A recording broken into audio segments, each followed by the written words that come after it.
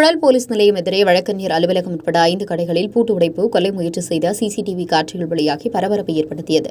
Chennai Puzhal police நிலையம் எதிரில் உள்ள GNT சாலையில் புழல் ஜெயசீலன் வழக்கறிஞர் அலுவலகம், ரியல் எஸ்டேட் அலுவலகம், ஜெராக்ஸ் கடை, பூட்டுசாவி, பழுதுபார்க்கும் கடை, 2 வீலர் மெக்கானிக் செட் ஆகிய கடைகள் உள்ளது. கடைகளில் வழக்கம் போல நேற்றிரவு கடைகள் ஷட்டர் கதவுகளை பூட்டிவிட்டுக் கொண்டு சென்றுவிட்டனர். இந்நிலையில் வழக்கம் போல இன்று காலையில் அலுவலகம் மற்றும் கடைகள் திறக்க வந்தபோது 5 இடங்களிலிருந்த பூட்டுகள் உடைக்கப்பட்டு கண்டு அதிர்ச்சியடைந்தனர். உள்ளே சென்று பார்த்தபோது எதுவும் கொள்ளை போகவில்லை என கூறப்படுகிறது.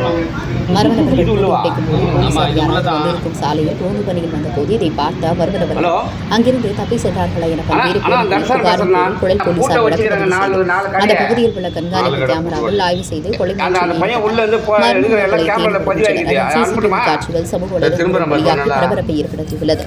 மேலும் போக்குவரத்து மிகுந்த இந்த பகுதியில் இந்த சம்பவம் நடந்தது பரபரப்பை ஏற்படுத்தியுள்ளது.